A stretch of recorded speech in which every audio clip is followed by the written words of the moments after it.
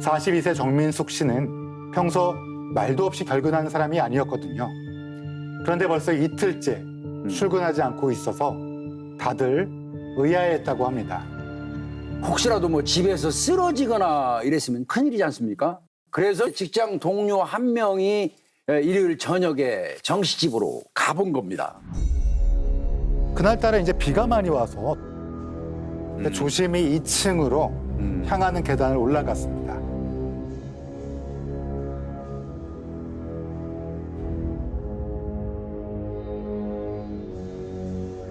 그런데 코끝에 어떤 비릿한 냄새가 나는 거예요. 그리고 집안에 불도 켜져 있는데 아무리 불러도 대답은 없더라는 거죠.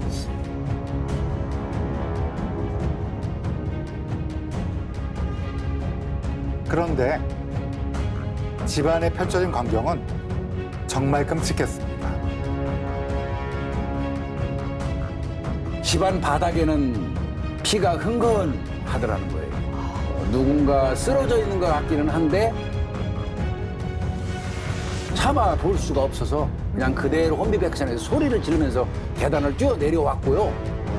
그리고 즉시 이제 경찰에 신고를 하게 됩니다.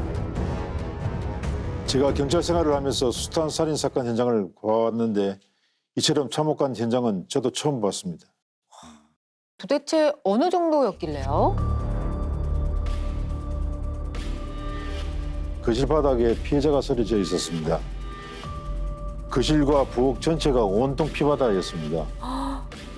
작은 방 창문도 열려져 있었고 창문 바로 아래 침대가 있었는데 쿠션 베개에 범인의 족적이 선명하게 나타나 있었습니다. 그러니까 범인은 창문을 통해 집 안으로 들어간 뒤 작은 방에서 피해자가 오기를 기다렸던 것입니다.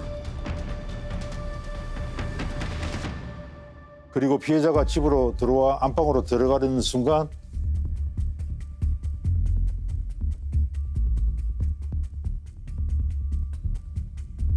작은 방에서 튀어나와 범행을 저지른 것이죠. 와.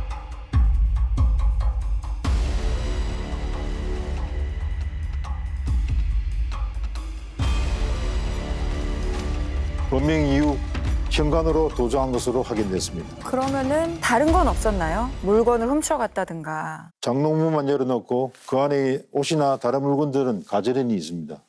거실 서랍에도 통장이나 다른 지갑이 있었거든요. 근데 그건 또 훔쳐가지 않았더라고요. 범인의 동선이 굉장히 단순하다는 것을 알 수가 있어요. 살인 이외에 다른 목적이 있지는 않았을 것으로 보인다는 거죠.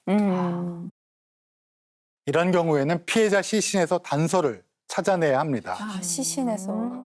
부검 결과 10cm 이하 길이의 다발성 자창이 무려 39곳에서 발견이 됐습니다. 범인은 피해자를 마주본 상태에서 왼손으로 피해자를 잡고 오른손으로 찔렀기 때문에 왼편에 다발성의 상처가 보입니다. 칼을 휘두르는 범인의 힘이 얼마나 셌던지 칼이 피해자의 왼쪽 뺨을 관통하면서 왼쪽 어금니가 떨어져 나갈 정도였습니다. 우와. 와, 너무 끔찍한데요? 왜 이렇게까지 한 거죠? 이럴 경우엔 보통 개인적인 분노에 의한 범죄이지 않을까 추정해 볼 수 있습니다. 게다가 피해자에게서는 유의미한 방어흔이 발견되지 않았어요. 보통 방어할 때 칼을 손으로 잡거나 네. 막으면서 손바닥, 그다음에 아랫팔 이런 곳에 자창이 형성돼야 되는데 그런 게 없었어요.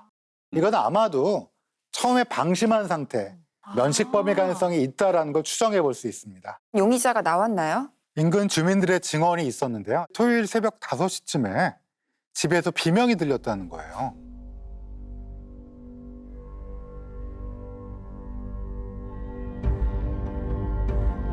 평소 피해자는 어떤 남자와 자주 큰 소리로 다퉜다는 그런 증언이 있었거든요. 그 남자를 좀 의심해봐야 되는 거 아닌가요? 그 남자의 정체는 바로 피해자의 내연남이었습니다.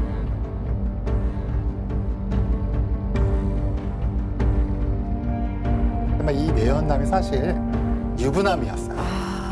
그래서 정상적인 관계는 아니었던 거죠. 지인들은 두 사람의 관계에 대해서 의미심장한 말을 했습니다. 헤어지고 싶은데 놔주질 않는다. 헤어져 달라고 하니까 그 남자가 때렸다. 어머.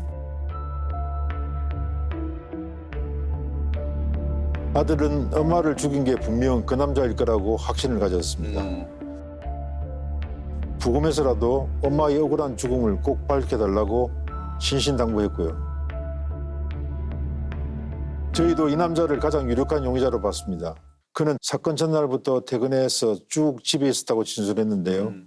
진위를 확인하기 위해서 휴대전화의 위치와 주거지에 있는 CCTV를 확보했습니다. 거짓말이죠. 이 남자가 범인 아니에요? 아니었습니다.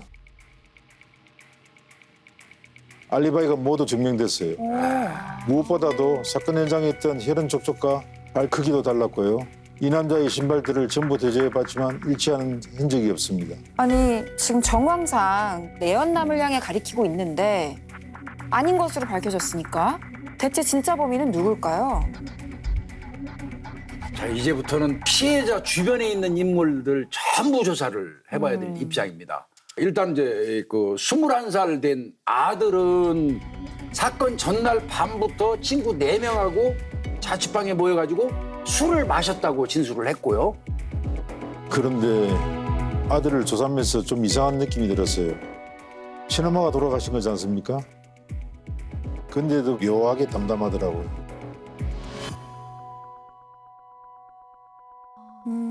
하루아침에 갑자기 엄마를 잃었는데 그런 아들 같지는 않아 보였다는 거네요. 사실 이 모자에게는 사연이 좀 있습니다. 엄마와 떨어져서 보육원에서 생활했던 거고요. 다시 엄마와 살기 시작한 거는 18살 때부터. 그런데 피해자가 사망하기 한 1년 전쯤에 무려 13개 정도의 보험에 가입한 사실이 확인이 돼요. 매달 그 피해자가 내는 보험료가요, 무려 180만 원이 넘었고요. 와. 사망하게 되면 지급받는 보험금도 한 3억 2천만 원 정도 됐습니다. 수익자는 전부 아들이었습니다. 아들의 알리바이를 좀 확인해 볼 필요가 있지 않을까요, 그러면? 당시에 술을 같이 먹었던 친구들을 모두 다 각각 따로 불러서 조사를 했는데 진술이 정확히 일치했어요. 그리고 이제 족적도 다 대조해봤는데 네. 역시 별다른 혐의점이 없었다고 합니다. 이 피해 여성이 왜 아들 앞으로 보험을 13개나 굳이 가입을 했을까요? 아직 42살밖에 안 된 젊은 여성인데. 정 씨는 젊은 시절 유흥업소에서 일했다고 합니다. 그러다가 젊은 직업 군인을 만나게 되고 아이가 생겼어요. 그래서 서둘러 결혼을 하고 딸을 낳게 됩니다. 그리고 3년 뒤에는 아들을 낳게 돼요. 이 아들이 지금 바로 피해자의 함께 살던 그 아들인 거죠. 경제 사정이 좋지 않았고 결국 부부는 이혼에 이르게 됐습니다.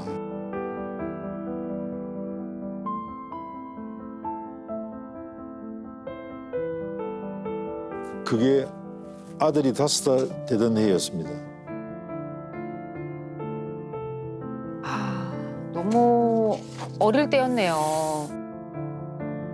처음에는 아빠가 데려갔습니다. 그런데 이듬해 아빠가 재혼을 하게 되면서 첫째 딸만 아빠의 재혼 가정에서 키우기로 하고 이 어린 그 둘째 아들은 다시 엄마한테 돌려보내게 된 거예요.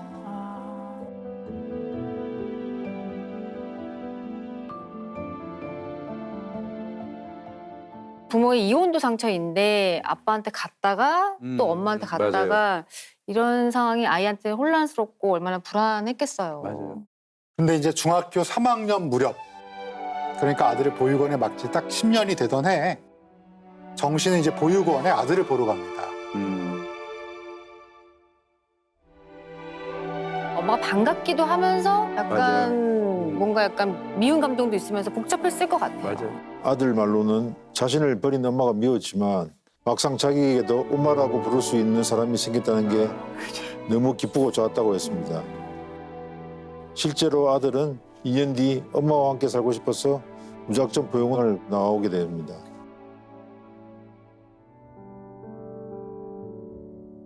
그런데 이제 아들을 부양하려고 하니까 또 돈이 문제죠. 정 씨는 낮에는 십자수를 놓아 상점에 내다 팔고 아이고야. 밤에는 노래방 도우미 일을 하면서 생계를 이어갔습니다. 그렇게 번 돈으로 아들을 대학 보내고 생활비도 된 것이죠. 형사님 입장에서는 답답하셨겠어요. 내연남도 범인이 아니었고 아들도 아닌 것으로 드러난 거잖아요. 현장을 천천히 짚어볼 필요가 있겠습니다. 다시 현장으로. 시신 부검 결과 초범일 가능성이 높다라고 말씀드렸습니다. 그렇다면 칼이 익숙치 않은 사람이 이 정도의 힘으로 칼을 마구잡이로 휘둘렀으면 자기 손도 다쳤을 가능성이 분명히 있습니다. 다쳤다면 범인의 손에서 피가 나올 거고요. 예. 그리고 그 혈흔은 현장 어딘가에는 반드시 묻어 있을 가능성이 있다는 거죠. 그래서 다시 현장을 꼼꼼하게 살펴봤습니다. 그리고 결국 범인의 흔적을 찾아냈습니다. 오, 찾았어요. 현관문 안쪽 손잡이 옆에서 범인의 미세 혈흔이 발견이 된 겁니다. 실제로 손을 다친 범인이 현관문을 열고 나오면서 그 피가 아주 소량 묻은 거죠. 혈흔을 분석해 보니까 범인은 O형의 남성이었습니다. 그럼 용의자 중에서 O형인 남성을 찾으면 되겠네요. 먼저 첫 번째 유력한 용의자였던 내연남의 혈액형을 확인했습니다. 그런데 O형이 아닌 다른 혈액형이었어요. 이로써 내연남은 용의선상에서 완전히 배제할 수 있었습니다. 배제된 거고. 그럼 혹시 그 아들 혈액형은 뭐였죠? 경찰은 이제 우선 아들의 거처를 살펴보기로 정합니다. 자취방. 예. 사사시 훑어봤습니다. 그러나 단서가 될 만한 상황이 없었습니다. 그래도 마지막으로 다시 화장실 내부를 여기저기 살펴봤는데 한 구석에 피 묻은 밴드 하나를 발견하게 되었습니다. 범인의 손에 난 상처에 붙어있던 밴드인가요? 밴드에 묻어있던 미세 혈흔을 분석한 결과 범행 현장에서 발견된 것과 동일한 결과가 나왔습니다.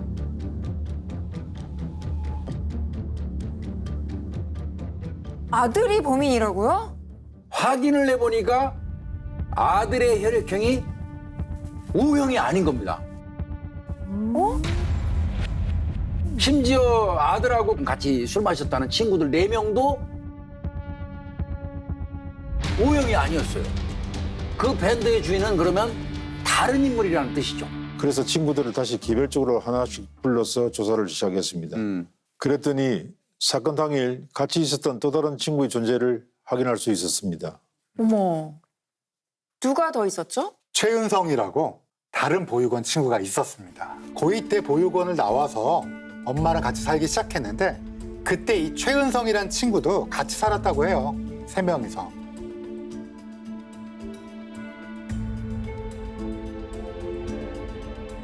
친구들 말로는 6월 8일 그러니까 피해자의 시신이 발견된 바로 그날 군산으로 내려갔다고 했습니다. 이때 이제 우리 김 형사님이 바로 달려간 곳이 보육원입니다. 보통 보육원에는 원생들이 자라날 때 기록하는 신상카드라는 게 그렇죠. 있습니다. 신상카드 있죠. 그래서 확인해 봤는데 최은성의 카드에는 혈액형이 O형이었습니다. 오. 아, 모든 게 딱딱 맞아 떨어지네요. 근데 지금 어떻게 잡을 수 있죠? 통신 조사를 해보니 그날 자취방에 같이 있던 친구 중 한 사람에게 군산에 있는 공중전화로 이미 연락을 최은성이가 했더라고요. 배디를 소개를 받았는데 너무 힘들어서 관뒀다. 돈이 떨어져서 힘들다. 이런 때는 수사관들이 작전을 정말 잘 짜야 됩니다. 친구들을 잘 설득을 해가지고 이제 경찰이 도움을 받을 수 있도록 해야 되거든요. 그래서 친구들에게 이런 부탁을 합니다. 최은성에게 전화가 또 오면 무조건 돈 빌려준다 이렇게 하라고. 어. 돈을 준비해서 보내줄 테니 몇 날 몇 시에 다시 전화해라. 통화할 날짜와 시간을 정확히 맞춰놨어요. 그리고 경찰은 군산에 내려가서 마지막으로 전화가 걸려온 그 공중전화 근처에서 대기를 하게 되는 거죠. 그래서 범인한테 다시 전화가 왔나요? 약속한 대로 정확히 전화가 걸려옵니다. 그런데 경찰이 잠복 중에 있는 곳에서부터 한 4km 정도 떨어진 곳에서 전화가 걸려온 거예요. 정말 이러다가 놓치겠다는 생각이 들더라고요. 그래서 저와 본대가 일단 먼저 달려갔고 마침 공중전화를 걸고 있던 최은성이도 확인할 수 있었습니다.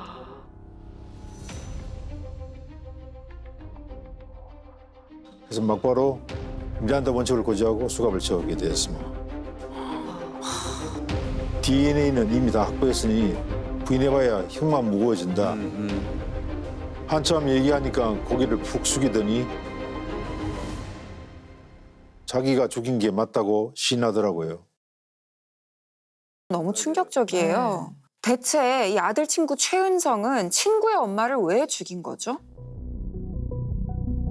범인 최은성은 5살 때부터 아들과 보육원에서 함께 자란 친구예요. 네.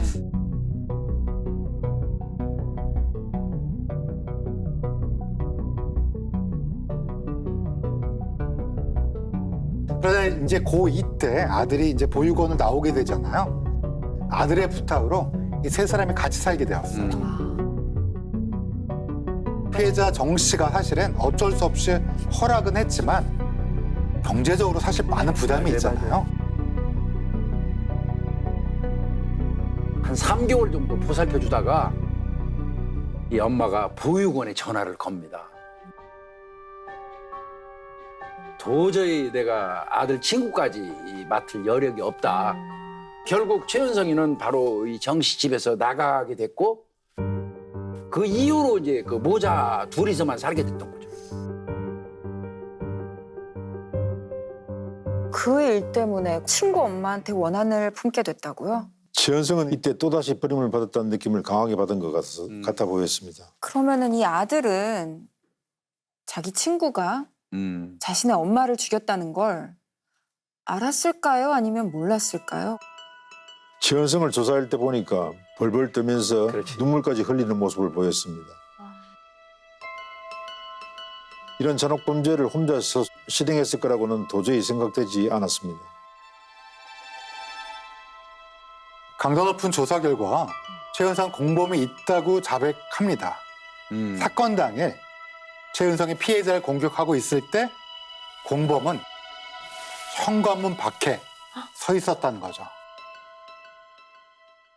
그 공범은 바로 아들이었습니다.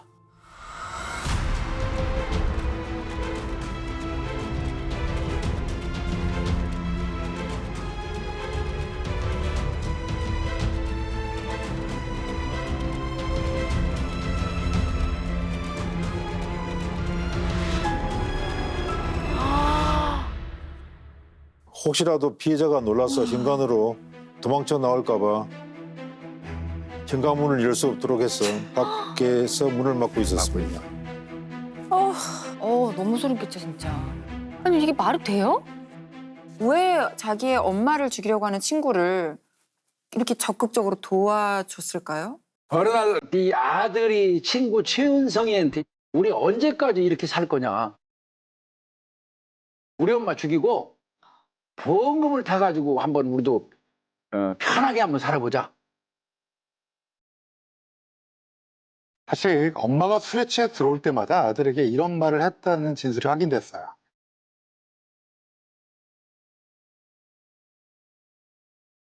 내가 죽으면 네 앞으로 돈 나올 수 있도록 보험을 여러 개를 들어놨다. 그러니 너는 걱정하지 말아라.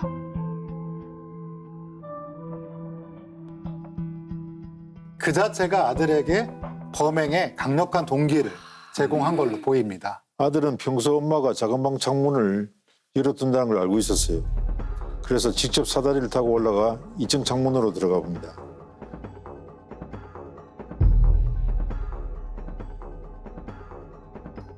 엄마가 아직 귀가하지 않았다는 것을 확인했고 다시 창문으로 나와 최은성에게 들어가라고 지시했습니다.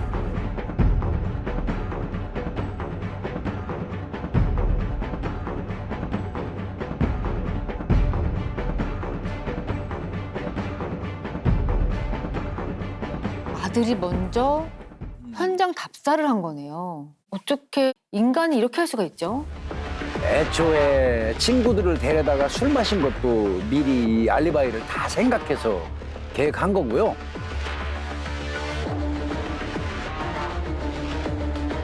범행 현장에 이게 남아있는 짐은 다 지웠잖아요. 그리고 그 당시에 사용했던 칼하고 장갑 같은 것도 다음날 뒷산으로 가지고 와서 다 태워버립니다. 너무 무서운 폐류나는데 어릴 적부터 엄마와 함께 사는 걸 꿈꿔왔지만 막상 살아보니까 생각만큼 행복하지 않았다. 그저 3억이라는 돈을 받아서 새롭게 멋지게 다시 시작하고 싶다는 생각뿐이었고 엄마를 마치 로또 복권에 당첨된 것처럼 생각하는 것 같더라고요. 사실 그 애초에 부모가 이혼하게 된 이후에는 엄마의 도박이라는 원인이 있었습니다.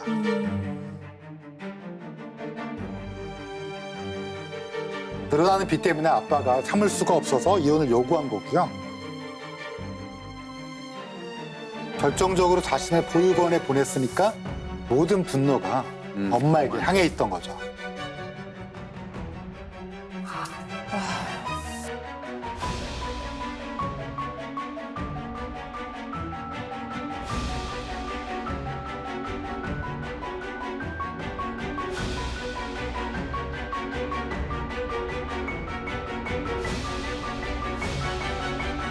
저는 아들이 시킨다고 살해를 직접 실행한 이 아들의 친구의 맞아요. 심리도 정말 이해가 안 가거든요. 저는 이 사건에서 이 아들이 아주 강력한 가스라이터라고 판단하고 있습니다. 아들이 엄마랑 같이 살겠다고 결정했을 때, 최은성을 데리고 왔을 때도 최은성의 의도보다는 아들의 의도가 그렇죠. 더 반영됐을 걸로 보여집니다. 그런데 최은성이 어머니에 의해서 집에서 쫓겨나게 되죠. 네. 네, 그리고 이후에 아들도 집을 나와서 최은성과 따로 자취를 하게 됩니다.